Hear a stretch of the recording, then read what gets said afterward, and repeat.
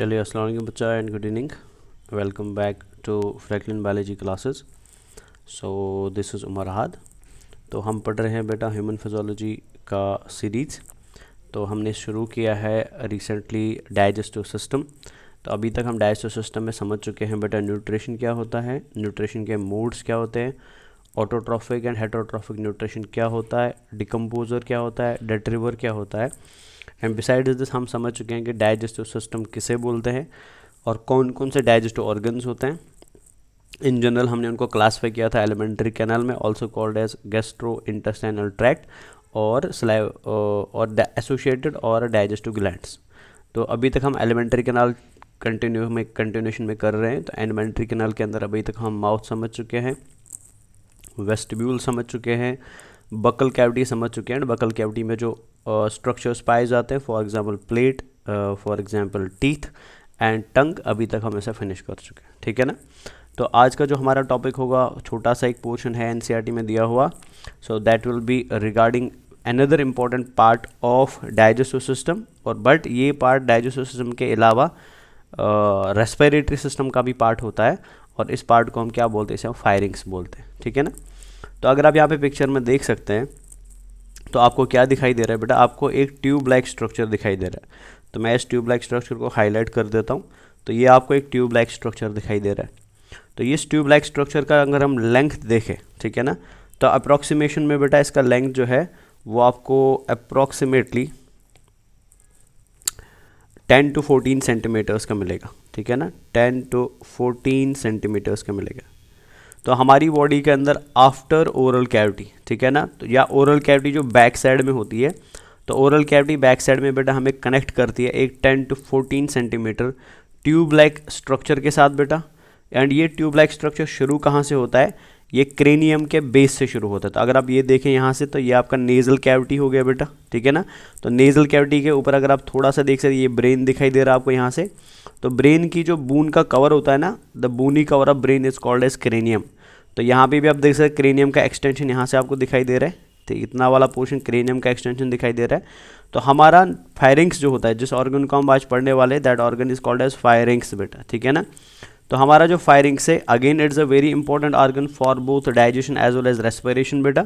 तो हमारा फायरिंग्स कहाँ पे होता है, तो ये हमारे सर्वाइकल पार्ट में होता है, हमारे हेड एंड नेक पार्ट में होता है बेटा। और कहाँ पे पाया जाता है, तो ये पाया जाता है क्रेनियम के नीचे। तो मतलब ये शुरू कहाँ से होता है, ये अराइज कहाँ से होता है, तो ये अराइज होता है from the base of cranium बेटा। तो क्रेनियम कुछ ऐसा होगा, ऊपर इसका क्रेनियम का बाकी पार्ट ऐसे होगा। तो ठीक है, तो हमारा क्रेनियम का बेस किस साइड में, इस साइड में है।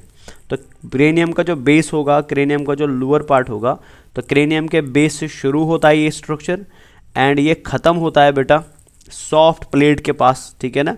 एंड सॉफ्ट प्लेट के पास नॉर्मली ये शुरू होगा क्रेनियम से, एंड फिर चलते चलते बेटा ये ख़त्म होगा up to the 6th cervical vertebrae. तो मतलब फॉर एग्जाम्पल अगर मैं दो लाइन्स खींचूँ, तो ये लाइन मान लीजिए बेटा ये आपकी फायरिंग्स की शुरुआत है, और ये लाइन मान लेते बेटा ये फायरिंग्स का एंड है। तो फायरिंग्स का शुरुआत कहाँ से होता है बेटा, ये क्रेनियम मतलब ब्रेन बॉक्स। तो ब्रेन बॉक्स की बेस से शुरू होता है बेटा, तो उस बून के बेस से शुरू होता है। एंड ये ख़त्म कहाँ पे होता है, ये ख़त्म होता है 6th सर्वाइकल वर्टेब्रे में। तो हमारी बॉडी के अंदर वर्टेब्रेज होती है। तो हमारी बॉडी के अंदर बेटा नेक में भी वर्टेब्रेज होती है। तो जो वर्टेब्रेज नेक में होती है उनको हम सर्वाइकल वर्टेब्रेज बोलते हैं। जैसे ये फर्स्ट है, ये सेकंड है, ये थर्ड है, ये फोर्थ है, ये फिफ्थ है, अप्रॉक्सीमेटली ये 6th है। तो हमारा फायरिंग्स कहाँ पे ख़त्म हो जाता है, 6th सर्वाइकल वर्टेब्रे पे ख़त्म हो जाता है। एंड शुरू कहाँ से होता है बेटा, बेस ऑफ क्रेनियम से शुरू होता है। तो फायरिंग्स के बारे में एक तो आप याद रखेंगे लेंथ, तो लेंथ आप समझ ही चुके हैं 10 to 14 सेंटीमीटर्स है। एंड इसके अलावा याद रखेंगे बच्चा कि क्रेनियम जो है ये अराइज होता है, अराइजेस फ्रॉम मतलब ये शुरू होता है बेटा बेस ऑफ क्रेनियम। क्रेनियम मतलब ब्रेन बॉक्स, तो अराइज करता है बेटा फ्रॉम बेस ऑफ क्रेनियम। ठीक है ना। एंड एंड कहाँ पे होता है, एंड होता है एट 6th सर्विकल वर्टेब्रे बेटा, and ends at 6th cervical vertebrae. ठीक है, तो याद रहे। और कैसा स्ट्रक्चर होता है, ये एक ट्यूब लाइक स्ट्रक्चर होता है। ठीक है। और एक इंपॉर्टेंट पार्ट याद रखेंगे बच्चे, जैसे आप इस पिक्चर को अगर ध्यान से देखेंगे आप, तो ये आपका एक्सटर्नल नैरीज हो गया, जहाँ से आप सांस लेते हैं, ठीक है। यहाँ से हवा अंदर आएगा बेटा, फिर हवा बेटा इस कैविटी को क्रॉस करके, जिसको हम नेजल कैविटी बोलते हैं, कहाँ पे आ रहा है बेटा, नीचे आ रहा है, तो फायरिंग्स में आ रहा है। तो फायरिंग्स का ये हिस्सा बेटा क्या करता है, हवा को नाक से पकड़ लेता है, नोज से पकड़ लेता है, या नेजल कैविटी से पकड़ लेता है। अब अगर आप इधर नज़र डालेंगे तो यहाँ पे आपका माउथ है, तो माउथ से आपने खाना खा लिया बेटा, और खाना जब आप स्वेलो करेंगे, निगलेंगे, तो वो खाना कहाँ पहुँचेगा, इस पोर्शन में पहुँचेगा। तो आप यहाँ पे ध्यान से देख सकते हैं, तो ये दोनों पोर्शन किसके पार्ट है, ये दोनों पोर्शन फायरिंग्स के पार्ट है। तो फायरिंग्स के थ्रू बेटा क्या होता है, हवा भी पास होती है एंड फूड भी पास होता है। सो मतलब फायरिंग्स हमारे बॉडी का एक ऐसा हिस्सा है बेटा जो कॉमन पैसेज का काम करता है, ठीक है। ये कॉमन पैसेज है बेटा, कॉमन पैसेज, ठीक है। और किसके लिए कॉमन पैसेज है, for year and food, for year and food बेटा।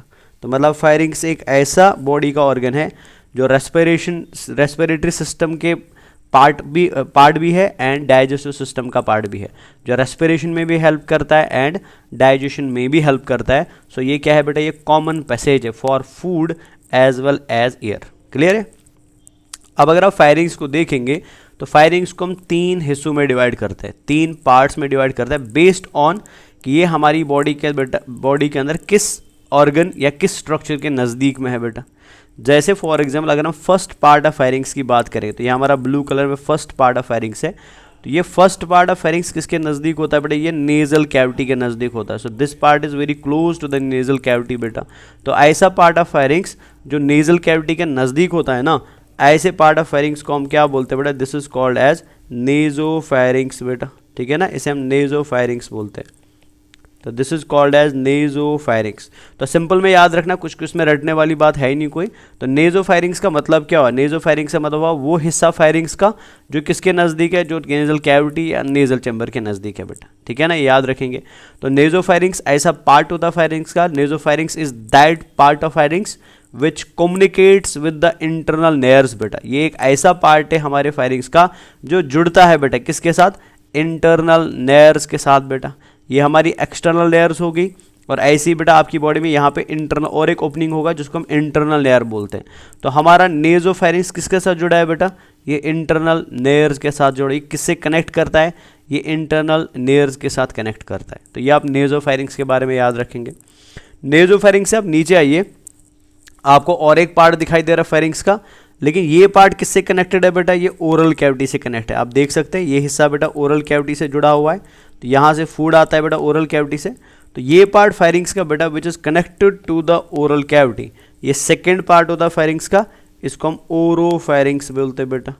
सो this is called as oropharynx बच्चा। तो नेजोफायरिंग्स मतलब फायरिंग्स का वो हिस्सा which is closer to the nasal chamber, ठीक है ना, एंड ओरोफायरिंग्स बेटा वो हिस्सा फायरिंग्स का which is closer to the oral cavity. Clear है। अब नेजोफायरिंग्स के बारे में आप याद रखेंगे कि ये नेजोफायरिंग्स वाला पार्ट जो होता है एग्जाम में पूछा जाता है बेटा, यहाँ पे ओनली मूव कौन करता है, ईयर मूव करता है बेटा। तो यहाँ पे खाली हवा मूव करती है। लेकिन अगर आप ओरोफायरिंग्स को ध्यान से देखेंगे ना, तो ओरोफायरिंग्स एक ऐसा हिस्सा है बेटा जहाँ पे ईयर एंड फूड मूव करते हैं। मतलब यहाँ पे ईयर का भी मूवमेंट होता है एज वेल एज फूड का भी मूवमेंट होता है। क्लियर है। अब अगर आप थर्ड पार्ट की तरफ नज़र डालेंगे तो ये हमारा थर्ड पार्ट है, ठीक है ना, फायरिंग्स का। लेकिन इस थर्ड पार्ट के आगे आप देख लीजिए बच्चा, तो इसके आगे आपको क्या दिखाई दे रहा है, दिस पार्ट इज ट्राइकी बेटा। तो ये आपको ट्राइकिया दिखाई दे रहा है, ये विंड पाइप आपको दिखाई दे रहा है। एंड ये छोटा सा पार्ट क्या दिखाई दे रहा है बेटा, इधर ये है फूड पाइप। अगर ये फूड पाइप है तो ये विंड पाइप है। और यहाँ पे क्या होगा बेटा, यहाँ पे लैरिंग्स होगा। हमें पता है बॉडी के अंदर एक ऑर्गन होता है जो हमें साउंड प्रोडक्शन में मदद करता है, एनिमल किंगडम में पढ़ा उसको बेटा, that is called as larynx, ठीक है ना। तो आपके फायरिंग्स का वो हिस्सा जो किसके नज़दीक है, लायरिंग्स के नज़दीक है बेटा, या ट्राइकिया के नज़दीक है, या ट्राइकिया की ओपनिंग के नज़दीक है, तो ऐसे पर्टिकुलर पार्ट को हम क्या बोलते हैं, this is called as laryngopharynx बेटा। तो थर्ड पार्ट जो फायरिंग्स का होता है इसको हम बोलते हैं laryngopharynx, this is called as laryngopharynx बेटा, ठीक है। और क्या है लायरिंजियो फायरिंग्स, ये वो पार्ट है बेटा आपके फायरिंग्स का which is closer to the glottis और ओपनिंग ऑफ ट्राइकिया, हमें पता है ट्राइकिया की ओपनिंग को हम ग्लॉटिस बोलते हैं। तो ऐसा पार्ट फायरिंग्स का बेटा जो नज़दीक है किसके, ट्राइकिया के, ग्लॉटिस के एंड फूड पाइप के, गुलेट के बेटा, मतलब ये दोनों के नज़दीक होता है।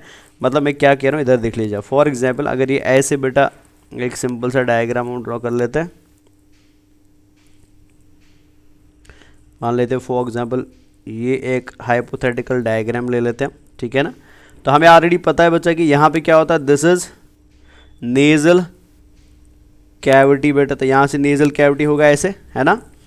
तो यहाँ पे फिर आपको मिलेगा बेटा, आगे आपको मिलता है विंड पाइप। तो ये हो गया विंड पाइप और ये हो गया फूड पाइप बेटा, ठीक है। अब ये वाला हिस्सा जो आपको दिखाई दे रहा है ना बच्चा, दिस पार्ट, इसी को हम क्या बोलते हैं, फायरिंग्स बोलते हैं। अब जो फायरिंग्स इधर होगा उसको हम बोलते हैं नेजो फायरिंग्स बेटा। जो फायरिंग्स का हिस्सा इधर होगा उसको हम ओरो फायरिंग्स बोलते हैं। अब ये पूरा हिस्सा जो फायरिंग्स का है ना, जो किसके नज़दीक है, फूड पाइप की ओपनिंग के नज़दीक, जिसको हम गुलेट बोलते हैं बेटा, एंड विंड पाइप के ओपनिंग के नज़दीक, जिसको हम क्या बोलते हैं, ग्लॉटिस बोलते हैं। इस पार्ट ऑफ फायरिंग्स को हम क्या बोलते हैं, this is called as laryngopharynx बेटा। तो इन जनरल फायरिंग्स के कितने हिस्से होते हैं, 3 हिस्से होते हैं। और इसका काम क्या होता है बेटा, एक कॉमन पैसेज का काम करता है for food as well as air बेटा, ठीक है ना। तो लैरिंजो फायरिंग्स में आप याद रखेंगे ये कहाँ के नज़दीक होता है, it is nearer to the glottis. तो ग्लॉटिस से किसका मूवमेंट होता है बेटा, एयर का मूवमेंट होता है बेटा। एंड गुलेट बच्चा, एंड गुलेट से किसका मूवमेंट होता है, फूड का मूवमेंट होता है। तो ग्लॉटिस होता है opening of trachea and gullet होता है बेटा ओपनिंग ऑफ ईसोफेगस। क्लियर। अब इन जनरल अगर देखा जाए ना कि हमारी बॉडी के अंदर फायरिंग्स का फंक्शन क्या होता है, ठीक है। अगर इन जनरल में हम देखें इसका कंप्लीट फंक्शन क्या है, तो आपको याद रखना बच्चा, ऑल दो फंक्शन के अंदर हमने ऑलरेडी देखा है ये कॉमन पैसेज है। ये एग्जाम में क्वेश्चन पूछा जाता है कॉमन पैसेज वाला बेटा। तो ये कॉमन पैसेज है किसके लिए, एयर एंड फूड के लिए। But besides being a common passage, इसके अलावा ये क्या करता है, ये डिग्लिटेशन में मदद करता है बेटा, ठीक है। डिग्लिटेशन का मतलब क्या हुआ, ये स्वेल्विंग में मदद करता है बेटा। तो मतलब आपकी बॉडी के अंदर जो स्वेल्विंग रिफ्लेक्स जनरेट होता है, खाने को बेटा निगलने का जो रिफ्लेक्स जनरेट होता है, वो जनरेशन कहाँ से आती है, वो फायरिंग्स से आती है। तो फायरिंग्स एक ऐसा ऑर्गन है जो ऑल्दो ये आपको बॉडी के अंदर बेटा एयर एंड फूड का कॉमन पैसेज तो है ही, but besides being a common passage बेटा इसके अलावा ये क्या करता है, ये बॉडी के अंदर जो खाना आप निगलते हैं, जो भी आप फूड मटेरियल्स निगलते हैं बेटा, तो उनको निगलने के लिए जो स्वेल्विंग रिफ्लेक्स जनरेट होता है, खाने को नीचे लाने का जो रिफ्लेक्स जनरेट होता है, वो रिफ्लेक्स कहाँ पे जनरेट होता है, वो फायरिंग्स पे जनरेट होता है, ठीक है। So this is all about firings बेटा। तो फायरिंग्स के अंदर हम ज़्यादा डिटेल में नहीं जाएंगे, तो ये कुछ चीज़ें आप इसके बारे में, फायरिंग्स के बारे में अच्छे से याद रखेंगे, ठीक है ना। तो आई होप फायरिंग्स क्लियर हो गया आप सबको। तो फायरिंग्स के बारे में यहाँ पे नोट्स अगेन आप वीडियो पॉज करेंगे और इन लाइंस को पढ़ेंगे जो यहाँ पे लिखी हुए।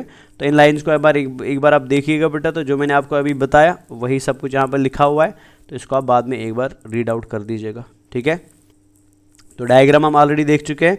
नेजो firings nearer to the nasal cavity, oropharynx nearer to the oral cavity, and hypopharynx या लैरिंजो फायरिंग्स जो लैरिंग्स के नज़दीक। तो यहाँ पे लैरिंग्स है तो इसके नज़दीक ये वाला पार्ट होगा बेटा। फिर उसके नीचे क्या होगा, फूड पाइप होगा एंड ट्राइकिया होगा। और इन तीनों को मिला के हम क्या बोलते हैं, they are together called as pharynx बेटा। क्लियर है यहाँ तक। So this is all about pharynx. अब फायरिंग्स के बाद हम नेक्स्ट पार्ट करते हैं another important organ of digestive tract की, जिसको हम क्या बोलते हैं बेटा, that is called as food pipe, या इन शॉर्ट बेटा हम उसको क्या बोलते हैं, ईसोफेगस बोलते हैं। ईसोफेगस बोलते हैं, ठीक है। और कॉमन लैंग्वेज के अंदर बेटा हम इसको क्या बोलते हैं, सिंपल लैंग्वेज में हम उसको फूड पाइप बोलते हैं।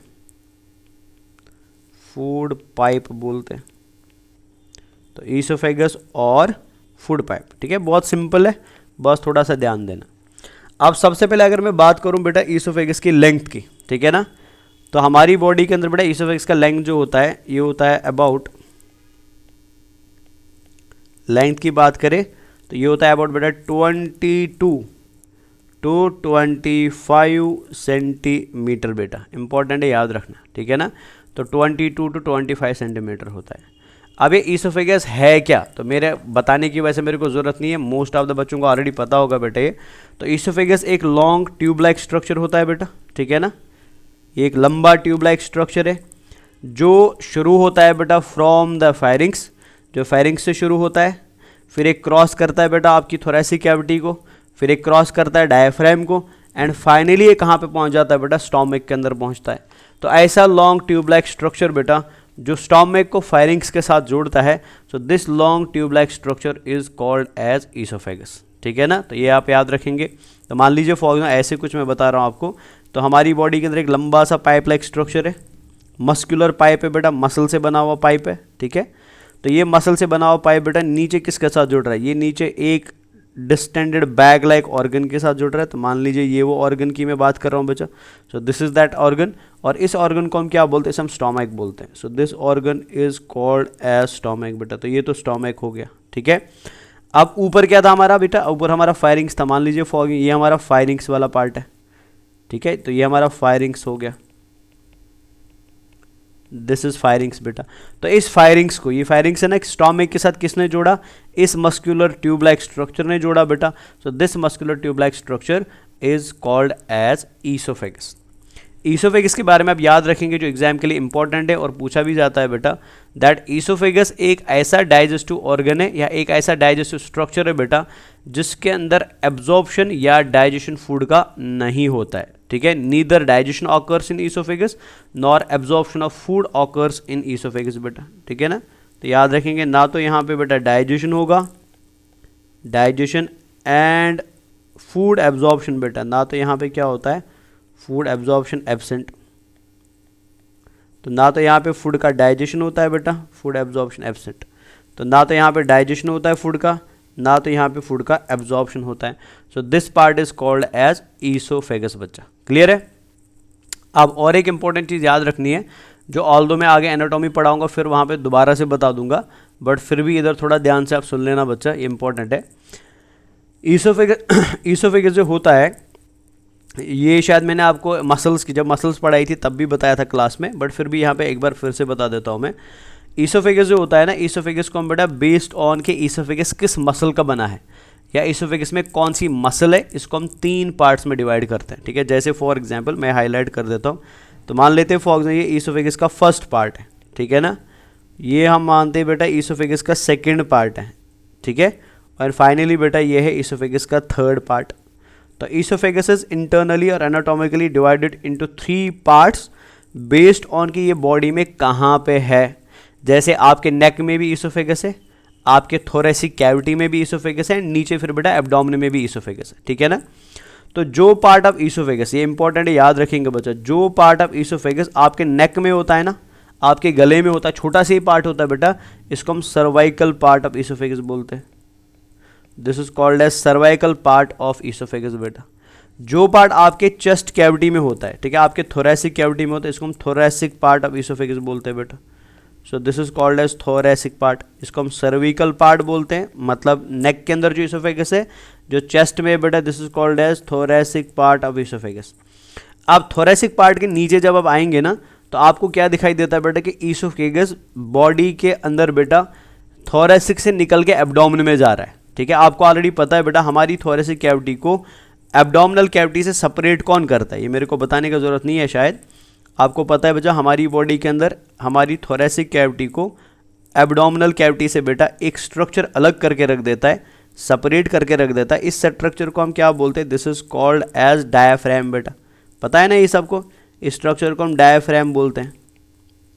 ठीक है, मैंने बोला था बेटा टैगमेटाइजेशन होता है, तो टैगमेटाइजेशन में एक काम डायफ्राम का भी होता है।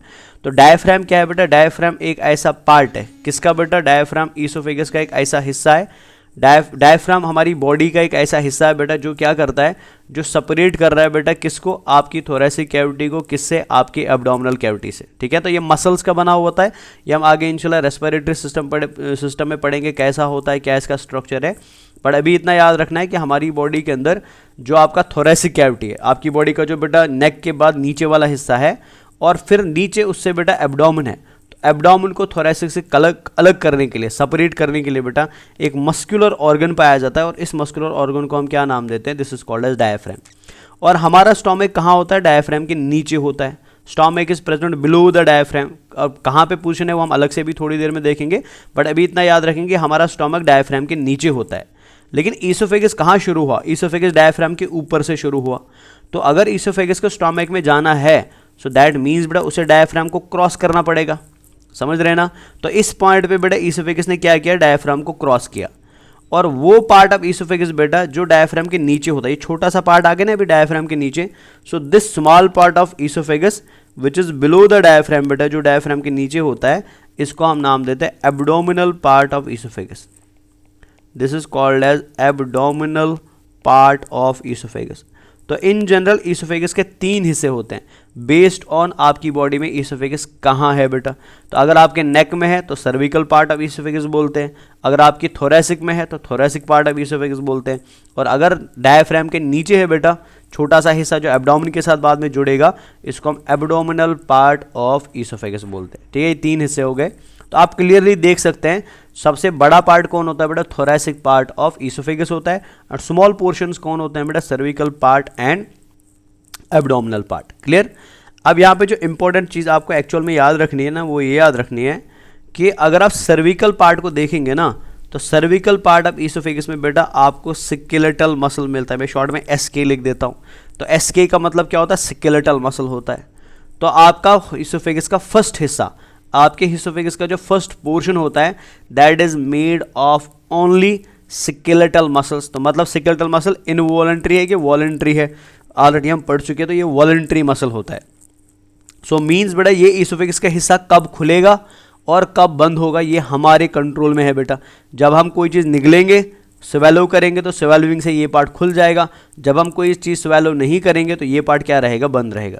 तो याद रखेंगे ईसोफेगस का फर्स्ट पार्ट किससे बना होता है, या सुपीरियर 1/3 किससे बना होता है बेटा, तो सुपीरियर 1/3 बना होता है किससे, सुपीरियर 1/3 बेटा किससे बना होता है, स्केलेटल मसल से बना होता है।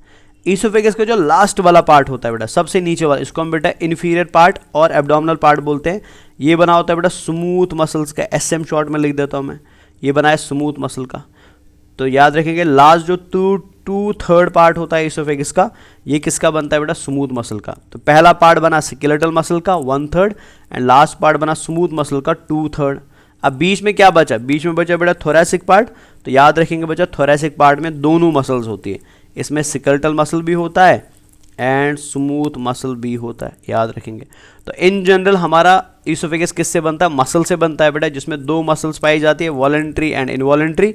वॉलंटरी में आता है बेटा स्केलेटल मसल, इनवॉलंटरी में आता है स्मूथ मसल बेटा, एंड बीच में आपको दोनों का कॉम्बिनेशन मिलता है, मतलब थोड़ा थोड़ा पार्ट स्केलेटल का भी होगा एंड थोड़ा थोड़ा पार्ट किसका होगा, स्मूथ का भी होगा बच्चा। तो ये आप याद रखेंगे, इंपॉर्टेंट है। ये हमने क्या पढ़ा, मस्कुलर स्ट्रक्चर ऑफ ईसोफेगस पढ़ा।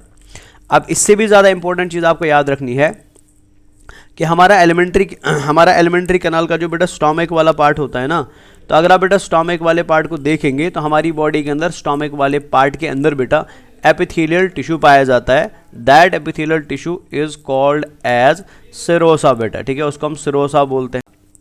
कि हमारा जो स्टोमक वाला पार्ट है, एब्डोमिनल पार्ट जो हमारी बॉडी का होता है ना, तो हमारे एब्डोमिनल पार्ट ऑफ बॉडी में बेटा एक मीजोडर्म की लेयर पाई जाती है, ठीक है ना। जैसे मान लीजिए फॉर हम इधर मान लेते हैं कि ये हमारा एब्डोमिनल पार्ट है, तो इस एब्डोमिनल पार्ट में बेटा ये ईसोफेगस का जो एब्डोमिनल हिस्सा है ये वाला, और पूरा एब्डोमेन बेटा जिसमें आपके इंटेस्टाइन्स भी आएंगे, ठीक है, आपका स्टोमक भी आएगा, या आपकी बेटा जो बॉडी वॉल है वो एब्डोमेन वाली बॉडी वॉल जो है बेटा वो भी इंक्लूड होगी। तो this whole part is covered by mesoderm बेटा, तो ये मीजोडर्म से कवर्ड रहता है। एंड इस मीजोडर्म की लेयर को जो किसे कवर करता है बेटा, एग्जाम के लिए इंपॉर्टेंट पॉइंट बता रहा हूँ मैं, इस मीजोडर्म की लेयर को जो किसे कवर करता है, जो आपकी एब्डोमिनल कैविटी को कवर करता है बेटा, इस मीजोडर्म की लेयर को हम क्या नाम देते हैं, this is called as mesothelium. इसको हम बेटा मीजोथीलियम बोलते हैं, ठीक है, ये इसका पहला पॉइंट याद रखेंगे। या इसको हम पेरिटोनियम बोलते हैं, it is also called as peritoneum बेटा, इसको हम पेरिटोनियम बोलते हैं। या सबसे सिंपल चीज़ बेटा जो आप याद रहे, इसको हम क्या बोलते हैं, सिरोसा बोलते हैं, इसको हम सिरोसा बोलते हैं बेटा, वेरी वेरी इंपॉर्टेंट याद रखेंगे। तो आपकी एब्डोमिनल कैविटी में जितने भी ऑर्गन्स होंगे, मैं खाली यहाँ पे डाइजेस्टिव सिस्टम की बात नहीं कर रहा हूँ, जितने भी एब्डोमिनल कैविटी में ऑर्गन्स होंगे ना बच्चा, तो सारे ऑर्गन्स के ऊपर आपको क्या मिलता है बेटा, मीजोडर्म का प्रोटेक्टिव लेयर मिलता है। और उस मीजोडर्म की प्रोटेक्टिव लेयर को आप अलग अलग नाम से जानते हैं, जैसे उसे आप मीजोथीलियम बोलते हैं, उसे आप सिरोसा बोलते हैं, उसे आप पेरिटोनियम बोलते हैं, ठीक है ना। अब मैं ये क्यों बता रहा हूँ आपको, बिकॉज ये एग्जाम के लिए इंपॉर्टेंट है बच्चा, दैट कि ईसोफेगस जो होता है ना, ईसोफेगस के अंदर जो बेटा अपर पार्ट ऑफ ईसोफेगस होता है, ठीक है ना। तो अपर पार्ट ऑफ ईसोफेगस का मतलब क्या हुआ, अपर पार्ट से मेरा कहने का मतलब बेटा cervical part and thoracic part, ठीक है। तो इस cervical part and thoracic part में आपको सिरोसा देखने को नहीं मिलता है बेटा। तो सिरोसा किस में देखने को मिलता है, खाली एब्डोमिनल पार्ट ऑफ ईसोफेगस में देखने को मिलता है। तो ये इंपॉर्टेंट पॉइंट है, याद रखेंगे। तो सिरोसा बेटा हमारे एलिमेंट्री कैनाल के अंदर कहाँ होता है, वो एब्डोमिनल ऑर्गन्स में होता है बेटा, ठीक है ना। अब ईसोफेगस का एक हिस्सा तो एब्डोमिन में ही आ रहा है ना, तो इस ईसोफेगस के एक हिस्से में आपको क्या मिलेगा, सिरोसा मिलेगा। तो बचा कौन सा बेटा, अपर पार्ट, अपर में सर्विकल पार्ट आता है एंड थोरेसिक पार्ट आता है, इसके अंदर आपको सिरोसा देखने को नहीं मिलता है। ये इंपॉर्टेंट पॉइंट है, तो लिख देते हैं बेटा कि अपर ईसोफेगस जो होता है, अपर ईसोफेगस जो होता है, तो अपर ईसोफेगस का मतलब क्या हुआ बेटा, cervical part and thoracic part, ठीक है। अपर ईसोफेगस जो होता है इसके अंदर बेटा इन अपर ईसोफेगस सिरोसा जो होता है, सिरोसा इज एब्सेंट बच्चा। तो यहाँ पे सिरोसा नहीं होता है, क्लियर है, क्यों नहीं होता है, बिकॉज सिरोसा खाली एब्डोमिनल ऑर्गन्स के पास पाया जाता है। अब ये तो एब्डोमिन में है नहीं, ये थोरेसिक में है बेटा, ठीक है ना। Serosa is absent.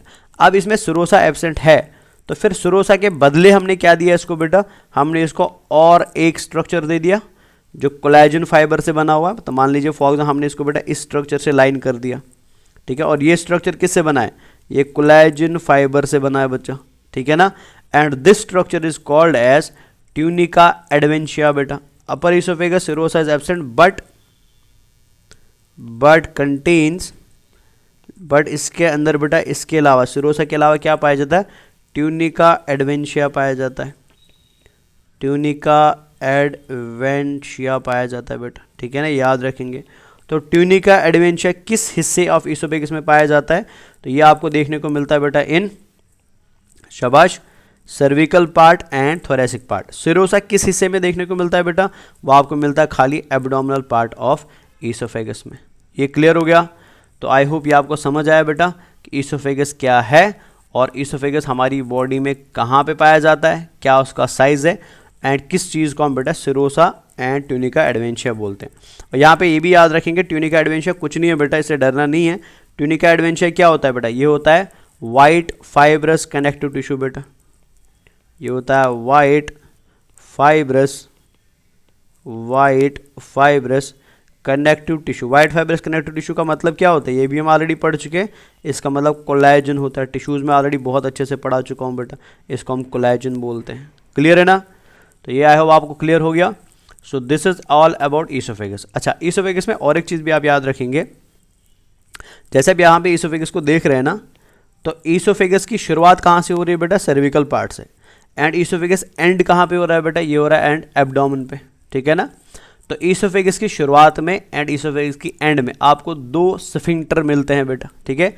याद रखेंगे स्फिंक्टर क्या होता है, तो स्फिंक्टर बेटा सर्कुलर मसल होता है, स्फिंक्टर बेटा सर्कुलर मसल होता है, जिसका काम क्या होता है बेटा, फूड को या तो अंदर भेजना या तो बाहर भेजना। मान लीजिए फॉर एग्जांपल ये एक ट्यूब है बेटा, और इस ट्यूब में यहाँ पे स्फिंक्टर लगा हुआ है, तो ये स्फिंक्टर क्या है बेटा, एक सर्कुलर मसल होता है, ठीक है ना। तो ये सर्कुलर मसल अगर बंद है ना, कॉन्ट्रैक्टेड फॉर्म है, तो ये फूड को पास होने नहीं देगा, और जैसे रिलैक्स होगा बेटा फूड बाहर भी आ सकता है और फूड अंदर भी जा सकता है। तो याद रखेंगे स्फिंक्टर में बेटा दोनों डायरेक्शन में फूड का फ्लो होता है, आउटसाइड एंड इनसाइड बेटा। लेकिन अगर यहाँ पे वैल्यू होता है ना, वैल्यू और एक चीज़ होता है बेटा, तो वैल्यू कभी भी दो डायरेक्शंस में मटेरियल को फ्लो करने नहीं देता, वैल्यू हमेशा सिंगल डायरेक्शन में मटेरियल को फ्लो करवाता है। अब यहाँ पे आपको जो याद रखना है वो अब मैं बता देता हूँ कि आपके ईसोफेगस के अंदर बेटा ऊपर भी एक स्फिंक्टर पाया जाता है, जो मैं ग्रीन कलर में यहाँ पे शो कर रहा हूँ, ठीक है, सर्विकल पार्ट में बेटा, और नीचे भी एक स्फिंक्टर पाया जाता है जहाँ पे एब्डोमेन के साथ जुड़ता है बेटा। तो ये वाला जो स्फिंक्टर है ना, जो ऊपर पाया जाता है बेटा ईसोफेगस में, इसको हम बोलते हैं अपर ईसोफेजियल स्फिंक्टर बेटा। सो this is called as upper oesophageal sphincter बेटा, ठीक है। This sphincter is called as upper oesophageal sphincter बेटा। एंड अपर ईसोफेजियल स्फिंक्टर का काम क्या होता है बच्चा, ये रेगुलेट करता है, ये कंट्रोल करता है बेटा opening of firings into oesophagus बेटा, मतलब ये अलाउ करेगा बेटा फूड को फायरिंग से ईसोफेगस में आना बेटा, ठीक है ना, और ये रोकेगा बेटा एयर को कहाँ आने से, ईसोफेगस में आने से। तो आपके ईसोफेगस में हवा नहीं जा सकती है, क्यों नहीं जा सकती, बिकॉज उस हवा को अंदर आने नहीं देता है कौन, अपर ईसोफेजियल स्फिंक्टर, लेकिन फूड को ये इजीली क्या करता है बेटा, अंदर आने देता है। तो याद रखेंगे आपकी ईसोफेगस दोनों साइड से कवर्ड है, दोनों साइड से गॉडेड है बेटा। तो ऊपर गॉड कौन कर रहा है, अपर ईसोफेजियल स्फिंक्टर, और इसका काम क्या होता है, फायरिंग से फूड को नीचे अलाउ करना बट एयर को रोक देना बेटा। अगर आप नीचे देखेंगे बच्चा तो नीचे आपको और एक स्फिंक्टर देखने को मिल रहा है बच्चा, ठीक है, स्फिंक्टर नंबर 2 देखने को मिल रहा है आपको। So this sphincter is called as lower oesophageal sphincter बेटा, ठीक है ना। तो ये आपको और एक स्फिंक्टर यहाँ पे मिल रहा है, ये स्फिंक्टर नंबर 2 है बेटा। सो this sphincter number 2 is called as lower oesophageal sphincter बेटा। तो एक अपर हो गया और एक क्या हो गया, लोअर हो गया। तो लिख देते हैं हम यहाँ पे बेटा, सो this is called as lower oesophageal sphincter, ठीक है ना। मैं लिख देता हूँ यहाँ पे लोअर ईसोफेजियल स्फिंक्टर बेटा, ठीक है ना। सो this is lower oesophageal sphincter. अब आपको याद क्या रखना है, जैसे अपर ईसोफेजियल स्फिंक्टर क्या कर रहा था बेटा, फूड को ऊपर से फायरिंग से अलाउ कर रहा था, किस में, ईसोफेगस में। तो जब फूड ईसोफेगस में आएगा ना, अब इस फूड को बेटा ईसोफेगस से गुजर के कहाँ पे एंटर करना है, स्टोमैक में एंटर करना है बेटा। तो इस फूड को ईसोफेगस से स्टोमैक में जाने कौन देता है बेटा, लोअर ईसोफेजियल स्फिंक्टर देता है। क्लियर है ना। तो अपर ने फूड को फायरिंग से ईसोफेगस में आने दिया, जब बेटा फूड फायरिंग से ईसोफेगस में आया तो ये फ्लो करेगा नीचे की तरफ और कहाँ पहुंचेगा, स्टोमैक के नज़दीक पहुंचेगा।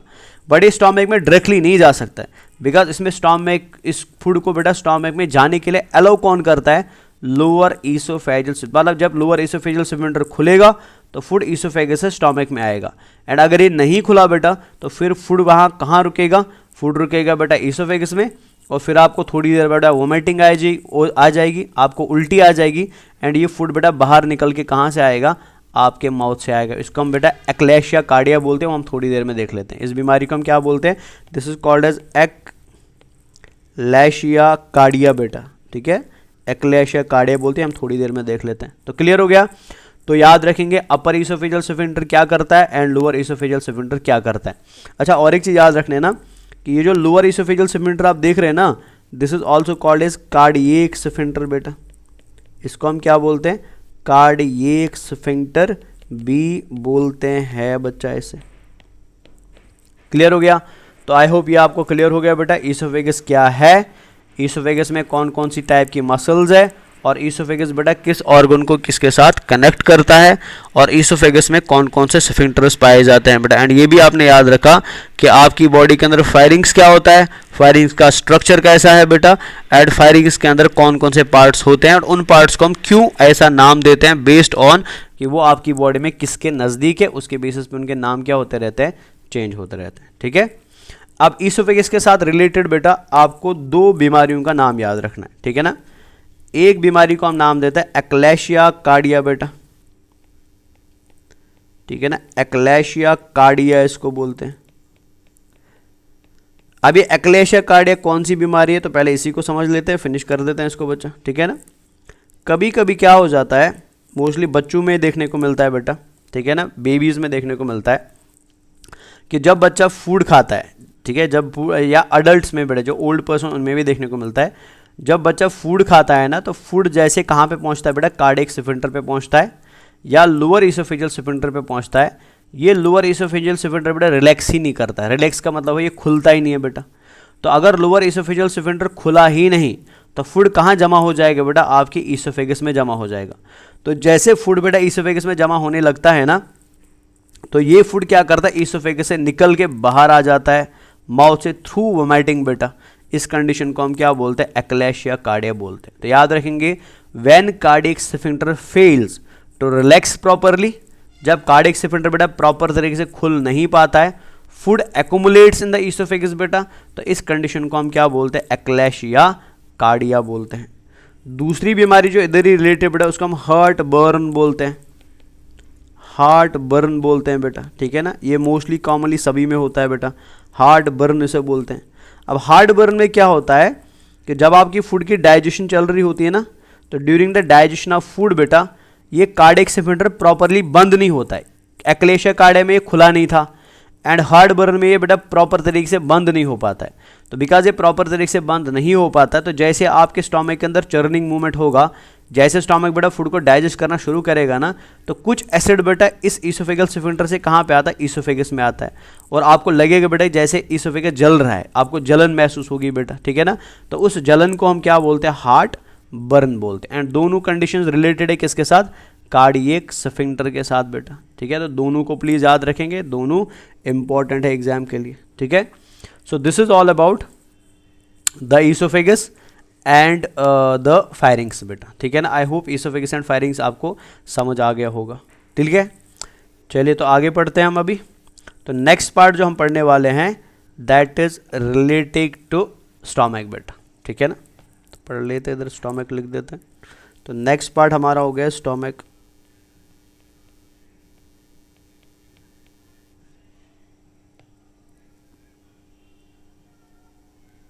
स्टोमक बेटा, ठीक है। तो स्टोमक के बारे में सबसे पहले जो एनसीईआरटी की लाइन है वही मैं लिख देता हूँ। तो आप याद रखें बेटा, स्टोमक क्या होता है। स्टोमक होता है बेटा एक मस्क्यूलर, स्टोमक होता है बेटा मस्क्यूलर जे शेप्ड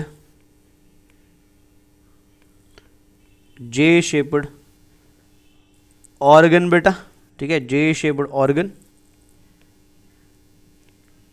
और ये क्या करता है बेटा, स्टोमक हमारी बॉडी के अंदर, ये हमारी बॉडी के अंदर फूड को स्टोर कर सकता है बेटा, ठीक है। स्टोर्स फूड, मतलब बॉडी के अंदर फूड को स्टोर करेगा बेटा, ठीक है। कितने घंटे तक, 4 to 5 आवर्स, 4 to 5 आवर्स। तो आपकी बॉडी का वो ऑर्गन बेटा, ठीक है, जो कैसा बैग के समान है, सबसे ज़्यादा फूला हुआ ऑर्गन है, डायलेटेड पार्ट है बेटा, सबसे फूला हुआ, सबसे ज़्यादा डायलेटेड पार्ट आपकी ईसोफेगस का है, आपके एलिमेंट्री कैनाल का है बेटा। तो इसकी लेंथ कितनी होती है, अगर हम इसके लेंथ के बारे में बात करें तो आपके स्टोमक का अगर लेंथ नापा जाए बेटा, तो इसकी लेंथ होती है अप्रॉक्सीमेटली 30 सेंटीमीटर, ठीक है। लेंथ ऑफ स्टोमक कितना होता है बेटा, 30 सेंटीमीटर होता है। एंड अगर आप इसकी विड्थ नापेंगे बेटा, तो वो अप्रॉक्सीमेटली 15 सेंटीमीटर होता है। तो 15 सेंटीमीटर इसकी क्या होती है, विड्थ होती है। तो ऐसा बॉडी का ऑर्गन जो एलिमेंट्री कैनाल का सबसे डायलेटेड पार्ट है, जिसका लेंथ 30 सेंटीमीटर है, जिसका विड्थ 15 सेंटीमीटर है, जो जे शेप्ड ऑर्गन है बेटा, और हमारी बॉडी के अंदर कैसे पाया जाता है, ओब्लिकली पाया जाता है। ओब्लिकली मतलब थोड़ा तिरछा पाया जाता है बेटा, obliquely obliquely located in abdominal cavity बेटा। तो मतलब आपकी एब्डोमिनल कैविटी के अंदर ये कैसे मिलेगा, थोड़ा तिरछा मिलेगा बेटा, एब्डोमिनल कैविटी। तो इस ऑर्गन को हम क्या बोलते हैं बेटा, this organ is called as stomach. Clear है ना। इसका हम प्रॉपर अभी देखेंगे कहाँ पे क्या क्या पाया जाता है, बट अभी आप इतना वाला पोर्शन याद रख लीजिए, ठीक है। अब स्टोमक के बारे में कुछ इंपॉर्टेंट इंफॉर्मेशन आपको याद रखनी है, ऑल्दो जो एनसीईआरटी में नहीं है, but that is kind of important बेटा। तो आई होप आप उसको थोड़ा सीरियसली याद भी रखेंगे। स्टोमक की जब हम बात करते हैं ना तो जैसे मैंने अभी आपको बोला कि हमारी एब्डोमिनल कैविटी कहाँ से शुरू होती है बेटा, हमारी एब्डोमिनल कैविटी शुरू होती है below the diaphragm. So that means बेटा हमारा स्टोमक भी कहाँ पे होगा, ये डायफ्राम के नीचे होगा बच्चा, ठीक है ना। अब डायफ्राम के नीचे जब आप जाते हैं तो डायफ्राम के नीचे बेटा ऑन द लेफ्ट साइड, ठीक है। अगर आप डायफ्राम में जाएंगे तो डायफ्राम में बेटा लेफ्ट साइड के अंदर आपको क्या मिलेगा बेटा, आपको अपना स्टोमक मिलेगा, ठीक है। तो इसका लोकेशन में भी शायद पूछा जाए तो फिर भी आप याद रखेंगे। तो हमारी बॉडी के अंदर स्टोमक कहाँ पे होता है, जैसे मैं फॉर एग्जाम्पल हम ऐसे मान लेते हैं, मान लीजिए फॉर एग्जाम्पल ऐसे कर लेते हैं, ये हमारी बॉडी है, ठीक है ना। ऐसे ड्रॉ करता हूँ मैं, मान लेते हैं ये हमारी बॉडी है ऐसे,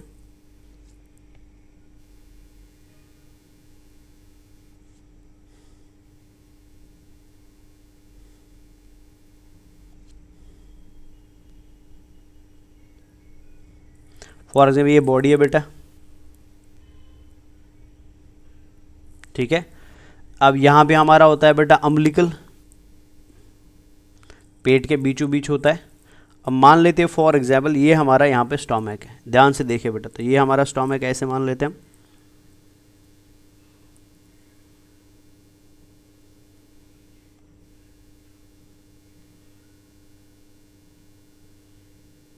ये मान लीजिए स्टोमक है, ठीक है ना। तो ये पार्ट जो आपको यहाँ पे दिखाई दे रहा है इसको हम एपिगैस्ट्रिक पार्ट बोलते हैं। This is called as epigastric part बेटा, this is called as epigastric part, ठीक है। इसको हम बोलते हैं अम्बिलिकल, इसको हम अम्बिलिकल बोलते हैं बेटा, ठीक है ना। इस पार्ट को हम बोलते हैं बेटा left lumbar, this is called as left lumbar,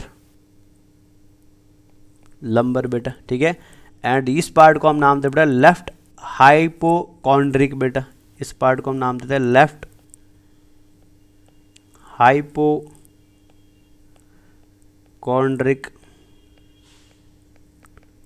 ठीक है, लेफ्ट हाइपोकॉन्ड्रिक। तो अगर आप ध्यान से देखेंगे बेटा स्टोमक को, तो स्टोमक एकदम हॉरिजॉन्टल नहीं है। आप अगर इसको ध्यान से देखेंगे ना तो स्टोमक बेटा एकदम ऐसा नहीं हॉरिजॉन्टल, ये थोड़ा बेटा कैसे तिरछा है, ऑब्लिक है बेटा, ठीक है। तो मतलब स्टोमक आपकी बॉडी के अंदर अपर साइड में, मतलब एब्डोमिनल कैविटी में अपर लेफ्ट पार्ट ऑफ एब्डोमेन में पाया जाता है बेटा।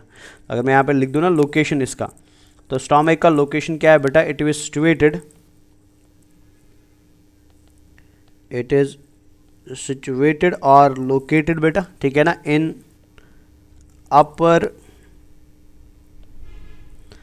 अपर लेफ्ट पार्ट ऑफ एब्डोमेन। तो ये आपके लेफ्ट साइड में पाया जाता है ऑफ एब्डोमेन, लेकिन कैसे पाया जाता है बेटा, of abdomen occupying, of abdomen occupying left hypochondriac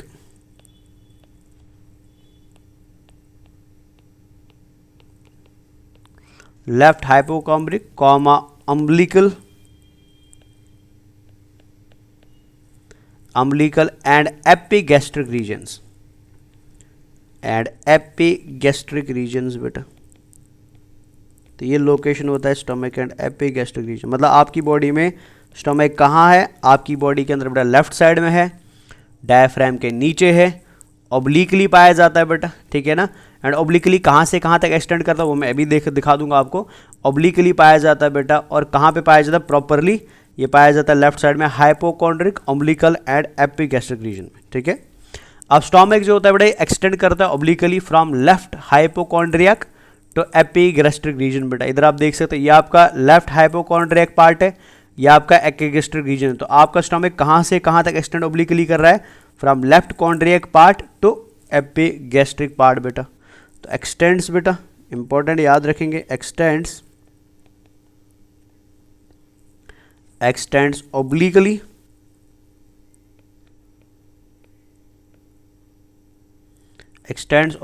from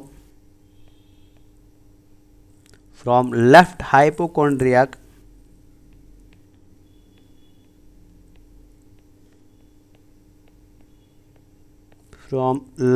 hypochondriac to epigastric region,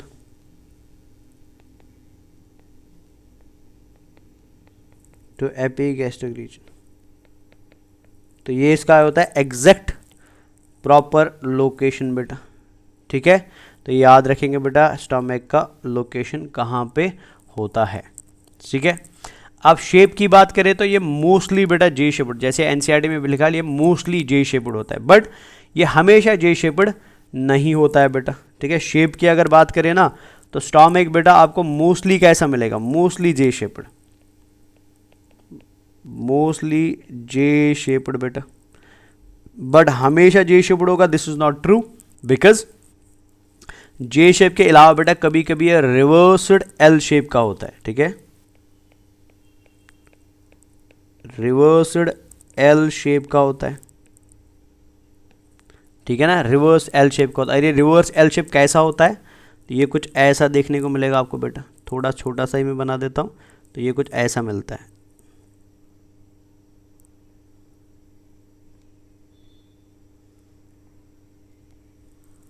तो ये रिवर्स एल शेप हो गया बेटा, ठीक है ना। या ये कभी कभी बेटा सेमी ल्यूनर शेप का हो सकता है, ठीक है ना, रिवर्स एल शेप का हो सकता है, जे शेप तो ऑलरेडी आपको पता है बेटा, या कभी कभी बेटा ये सेमी ल्यूनर शेप का हो सकता है, सेमी ल्यूनर शेप का हो सकता है, ठीक है ना। और ये सेमिल्यूनर शेप कैसी होती है, तो ये भी मैं यहाँ पे थोड़ा ड्रॉ करने की कोशिश करता हूँ। तो कुछ ऐसे होगा बच्चा,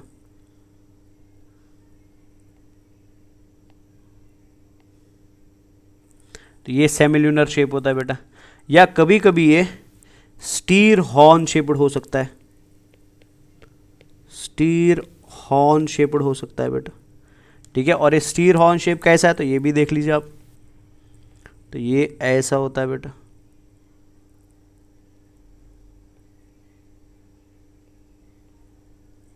तो ये स्टीर हॉर्न शेप होता है। तो ये अलग अलग टाइप से बेटा किसके, on the base of shape of stomach. तो शेप ऑफ स्टोमक हमेशा एक जैसा नहीं होता है, इट कैन वेरी बच्चा, क्लियर है। सिमिलरली एनसीईआरटी में लिखा था बेटा कि ये कितने टाइम तक फूड को स्टोर कर सकता है, तो आपने आप देख लिया। लेकिन अगर हम कैपेसिटी की बात करें कि मतलब एक पर्टिकुलर पर्सन का स्टोमक कितने फूड को अंदर स्टोर कर सकता है, उसकी कैपेसिटी क्या है, तो कैपेसिटी भी वेरी करती है बेटा, ठीक है ना। तो कैपेसिटी की अगर बात आए, कैपेसिटी मतलब मेरा कहने का मतलब कितना फूड स्टोर कर सकता है मैक्सिमम, ठीक है ना। तो कैपेसिटी की अगर बात करें बेटा, तो याद रखेंगे जब बर्थ होता है, ठीक है ना, बर्थ के टाइम पे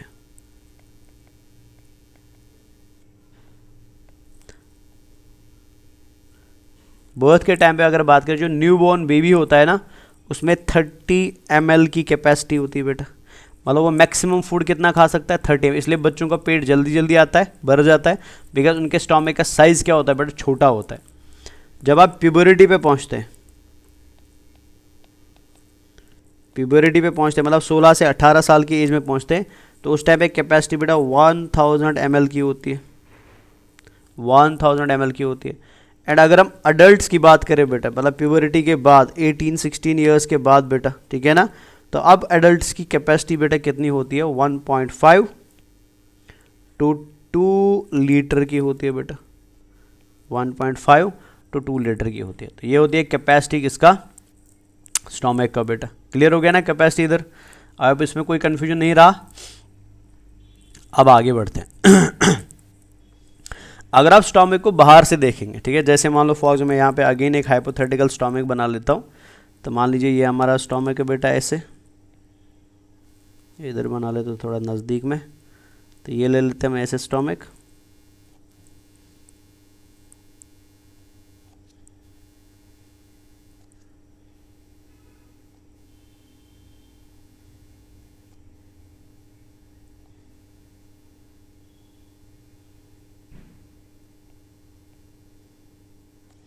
ये फॉर एग्जाम्पल स्टोमक है बेटा, ठीक है ना।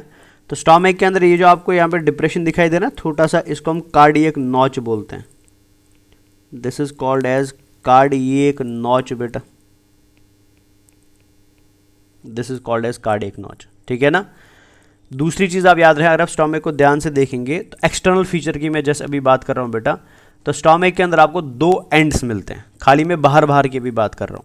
तो ये स्टोमक का एक एंड हो गया, ठीक है, जो इसोफेगस से शुरू हो रहा है, और ये स्टोमक का दूसरा एंड हो गया। या अगर मैं प्रॉपरली डिमार्केट करूं बेटा लाइन से, तो स्टोमक के 2 एंड्स होते हैं बेटा। तो ये स्टोमक का एक एंड हो गया जिसको मैं रेड में बना रहा हूँ, और ये स्टोमक का दूसरा एंड हो गया जिसको मैं अगेन यहाँ पे रेड में बना रहा हूँ बेटा, ठीक है ना। तो स्टोमक का ये वाला जो एंड होता है ना बेटा, this is called as cardiac end बेटा, this end is called as cardiac end, ठीक है। तो स्टोमक के 2 पार्ट्स है, one is called as cardiac end बेटा। एंड स्टोमक का ये वाला एंड जो यहाँ पे आप देख रहे हैं बच्चा, यहाँ पे स्टोमक खत्म हो जाता है, इसको हम नाम देते हैं बेटा pyloric end, this is called as pyloric end. तो एक्सटर्नली स्टोमक के 2 एंड्स होते हैं, one is called as cardiac end and another is called as pyloric end बेटा। अगर हम स्टोमक में बेटा एक्सटर्नल फीचर्स में कर्वेचर की बात, कर्वेचर मतलब बेंड की बात करें, तो स्टोमक में आपको 2 बेंड दिखाई देते हैं। एक तो ये अंदर वाला बेंड दिखाई दे रहा है, और एक तो ये बेटा बाहर वाला बेंड दिखाई दे रहा है, दिख रहा है ना, 2 बेंड्स दिखाई दे रहे। तो ये अंदर वाला बेंड जो होता है बेटा, दिस वन, अगर इसको भी मैं अलग कलर से हाईलाइट कर सकता हूँ, तो ये वाला जो बेंड आपको दिखाई दे रहा है ग्रीन कलर में जिसमें कर रहा हूँ, तो इस अंदर वाले बेंड को हम नाम देते हैं बेटा lesser curvature, this is called as lesser curvature बेटा, ठीक है, this is called as lesser curvature. And अगर आप ये वाला बाहर से देखेंगे बेटा, इसको भी मैं हाईलाइट कर रहा हूँ, सो दिस वन बच्चा, तो ये थोड़ा साइज में बड़ा दिखाई दे रहा है ना, ये एक्सटर्नल फीचर की जैसा अभी बात हो रही है, अंदर अंदर नहीं गए हम अभी बेटा। तो ये बाहर वाले जो कर्वेचर आपको दिखाई दे रहा है, कर्वेचर का मतलब होता है बेंड, ठीक है ना। तो इस कर्वेचर को हम क्या नाम देते हैं, इसको हम ग्रेटर कर्वेचर नाम देते हैं। So this is called as greater curvature बेटा, ठीक है। तो एक्सटर्नल फीचर की अगर आप बात करेंगे अभी तक, तो हमने याद रखा एक्सटर्नली स्टोमक में दो एंड्स होते हैं, one is called as cardiac end जो इसोफेगस के नज़दीक होता है, and other is called as pyloric end जो स्मॉल इंटेस्टाइन के नज़दीक होता है, ये भी याद रखेंगे। कार्डियक एंड बेटा इसोफेगस के नज़दीक है, एंड पाइलोरिक एंड बेटा स्मॉल इंटेस्टाइन के नज़दीक है। इसके अलावा दो कर्वेचर मिलते हैं बेटा, one is called as lesser curvature जो थोड़ा छोटा बेंड होता है, and another is called as greater curvature जो थोड़ा बड़ा एंड होता है बेटा। क्लियर हो गया ना यहाँ तक। अब और एक चीज़ याद रखेंगे, जो कार्डियक एंड होता है ना स्टोमक का बेटा, वो ज़्यादा मोबाइल नहीं होता है, ठीक है ना। मतलब ये ज़्यादा पोजीशन में, ये ज़्यादा स्ट्रक्चर में वेरी नहीं करता है बेटा। लेकिन पाइलोरिक एंड जो होता है बेटा स्टोमक का, वो ज़्यादा वेरी करता है स्ट्रक्चर में बेटा, मतलब उसमें ज़्यादा मॉडिफिकेशन आती है। तो कार्डियक एंड अगर मैं इधर ही हाईलाइट कर दूँ, तो कार्डियक एंड जो होता है बेटा, it is less mobile, it is less mobile बेटा। लेस मोबाइल का मतलब है इसमें ज़्यादा चेंज नहीं आएगा स्ट्रक्चर में। अगर आप अभी देखेंगे, मैंने 4 स्ट्रक्चर बनाए थे बेटा यहाँ पे, तो कार्डियक एंड लगभग सब में सेम ही था बेटा, इसमें ज़्यादा चेंज, तो चेंज मोस्टली कहाँ पर आता है बेटा, पाइलोरिक एंड पे आता है। तो कार्डियक एंड लेस मोबाइल होता है, ठीक है ना। एंड ये पाइलोरिक एंड जो होता है बेटा, पाइलोरिक एंड मोर मोबाइल होता है, मतलब सबसे ज़्यादा चेंज जो आएगा शेप में वो किस में आता है बेटा, वो पाइलोरिक एंड में आता है। तो ये होता है मोर मोबाइल, ठीक है, मोर मोबाइल बेटा, याद रखेंगे। क्लियर हो गया यहाँ तक। चलिए आगे बढ़ते हैं। अब अगर हम स्टोमक के स्ट्रक्चर की बात करें, ठीक है ना, अगेन मेरे को यहाँ पे बनाना पड़ेगा स्टोमक बेटा। तो स्टोमक के स्ट्रक्चर की जब हम बात करते हैं, तो फॉर एग्जांपल ये हमारा स्टोमक अगेन बन गया यहाँ पे। तो स्टोमक की जब हम बात करते हैं बेटा, the structure of stomach is divided बेटा into following parts. For example मैं यहाँ पे एक स्टोमक ड्रॉ कर रहा हूँ।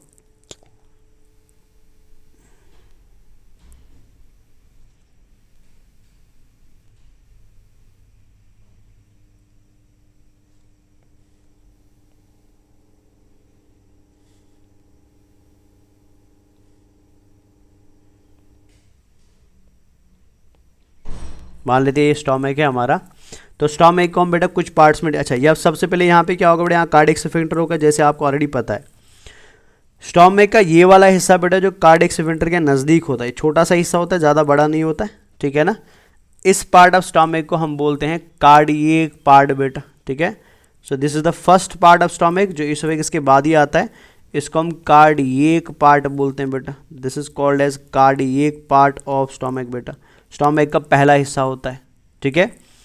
स्टोमक का दूसरा पार्ट जो होता है, जो ये कर्वेचर है बेटा, ऊपर की तरफ बेंड आप देख रहे हैं, दिस मच पार्ट बेटा अगर हाईलाइट किया जाए, ठीक है। So this part of stomach is called as fundus बेटा, इसको हम फंडस बोलते हैं। This is called as fundus बेटा। तो पहला हिस्सा स्टोमक का क्या हो गया, कार्डियक पार्ट, एंड दूसरा हिस्सा स्टोमक का क्या हो गया, फंडस हो गया। थर्ड पार्ट की अगर हम बात करें बच्चा, ठीक है ना, इस पार्ट को हम इन जनरल बोलते हैं पाइलोरिक पार्ट। लेकिन पाइलोरिक पार्ट के 3 हिस्से होते हैं, तो मैं इसके सबसे पहले 3 हिस्से दिखा देता हूँ आपको, कैसे कैसे इसके 3 हिस्से।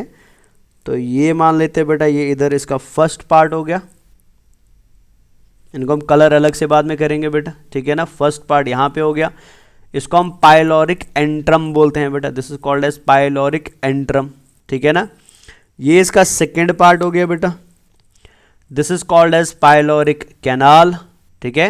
एंड ये इसका छोटा सा थर्ड पार्ट हो गया, जिसको हम क्या बोलते हैं, पाइलोरस बोलते हैं। तो मैं अलग कलर कर देता हूँ इन तीनों पार्ट्स को। तो ये फर्स्ट पार्ट हो गया बेटा पाइलोरिक पार्ट का, ठीक है।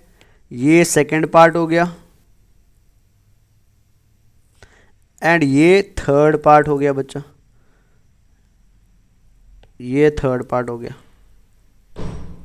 तो ये तीनों पार्ट जो आप यहाँ पे देख रहे हैं ना, अगर मैं इनको कंबाइन कर दूँ ना, तो इन तीनों को एक साथ, ठीक है, ऑल दीज 3 टुगेदर बेटा। तो अगर मैं इनको एक साथ कंबाइन कर दूँ, इन तीनों को एक साथ में क्या बोल सकता हूँ, the 3 are together called as pyloric part बेटा, ठीक है। तो इन तीनों को एक साथ बोला जाता है पाइलोरिक पार्ट। बट इस पाइलोरिक पार्ट के 3 अलग अलग डिविजन्स होते हैं, ठीक है ना, जिसमें से पहला डिवीजन आप देख रहे हैं ना बच्चा। So this first division is called as pyloric antrum, इसको हम बोलते हैं बच्चा पाइलोरिक एंट्रम, याद रखना है, वेरी इंपॉर्टेंट है बेटा, इसको हम पाइलोरिक एंट्रम बोलते हैं। सेकेंड पार्ट जो आपको दिखाई दे रहा है ये वाला, this is called as pyloric canal, इसको हम बोलते हैं बच्चा पाइलोरिक कैनाल, तो ये तो पाइलोरिक कैनल हो गया, ठीक है ना। एंड थर्ड पार्ट ये वाला जो ग्रीन में आपको दिखाई दे रहा है, दिस इज कॉल्ड एज, चलो इसको अलग से बना देते हैं इधर कहीं पे, ये वाला इधर ही लिख देते हैं। सो इसको हम बेटा पाइलोरस बोलते हैं, पाइलोरस बोलते हैं। तो तीनों पार्ट्स इंपॉर्टेंट है और तीनों अच्छे से याद भी रखने हैं। तो पहला पार्ट है बेटा शाबाश पाइलोरिक एंट्रम, दूसरा है पाइलोरिक कैनल एंड तीसरा है एंड इन जनरल तीनों को एक साथ क्या बोलते हैं, पाइलोरिक पार्ट बोलते हैं बेटा। क्लियर हो गया। तो ये हो गया बेटा स्टोमक के 3 हिस्से, ठीक है। अब जो बीच वाला हिस्सा बन गया ना, जिसको हमने अभी तक कलर नहीं किया, तो इसको हम कलर कर देते हैं बेटा अभी। तो ये वाला पार्ट जो आपको अभी स्टोमक का दिखाई दे रहा है, इन बिटवीन वाला पार्ट बेटा, जो एक तरीके से सबसे लार्जेस्ट पार्ट भी है अगर देखा जाए तो, ठीक है ना। सो इसको हम क्या बोलते हैं बेटा, this is called as body, इसको हम क्या बोलते हैं, बॉडी बोलते हैं बेटा, this is called as body. तो अगर आप ध्यान से देखेंगे तो इन जनरल देखा जाए, ठीक है, आपकी स्टोमक में कार्डियक पार्ट है, सॉरी, आपके स्टोमक में बेटा कार्डियक पार्ट है, पाइलोरिक पार्ट है, बॉडी है एंड फंडस है, ठीक है। But pyloric part is further divided into 3 parts बेटा, जिसमें पाइलोरिक एंट्रम आएगा, पाइलोरिक कैनल आएगा एंड पाइलोरस आएगा बेटा। क्लियर हो गया यहां तक बच्चा।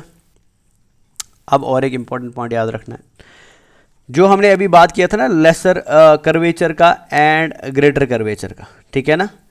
तो हमारी बॉडी के अंदर स्टोमक एक तरीके से बेटा टंगा हुआ है ना, लटका हुआ है बेटा, किसके अंदर, हमारे एब्डोमिनल कैविटी के अंदर। तो हमारी बॉडी के अंदर जो स्टोमक लटका हुआ था हमारी बॉडी कैविटी के अंदर, तो इसको बेटा लटकने के लिए हमें क्या करना पड़ता है, हमारे एब्डोमिनल वॉल से जोड़ना पड़ता है।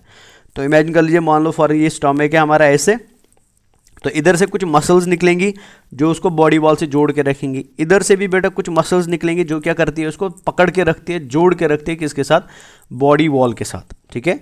तो जो मसल्स बेटा ग्रेटर कर्वेचर से निकलती है, और ग्रेटर कर्वेचर से मान लीजिए फॉर ये मसल निकल रही है इधर ऐसे, और ये ग्रेटर कर्वेचर को बेटा पकड़ के रख रही है किसके साथ, या चिपका के रख रही है बेटा किसके साथ, बॉडी वॉल के साथ बेटा। इन मसल्स को हम बोलते हैं ग्रेटर ओमेंटम बेटा, इनको हम नाम देते हैं ग्रेटर ओमेंटम, ठीक है। सिमिलरली बेटा यहां से भी कुछ मसल्स निकलेंगी जो स्टोमक के इस हिस्से को बेटा क्या करते हैं, चिपका के रखती है किसके साथ, बॉडी वॉल के साथ बेटा। इनको हम नाम देते हैं lesser omentum, this is called as lesser omentum बेटा। तो ग्रेटर ओमेंटम क्या होता है, मसल्स जो लार्जर पार्ट ऑफ स्टोमक को जोड़ के रखती है, एंड लेसर ओमेंटम क्या होता है बेटा, अगेन मसल्स जो स्मॉलर पार्ट ऑफ इसोफेगस को क्या करके रखती है बेटा, जोड़ के रखती है विथ द बॉडी वॉल बेटा, बिकॉज इसका बॉडी वॉल के साथ जुड़ना जरूरी है, तो इस वजह से बेटा इस तरीके से क्या कहती है, जुड़ी रहती है। क्लियर हो गया।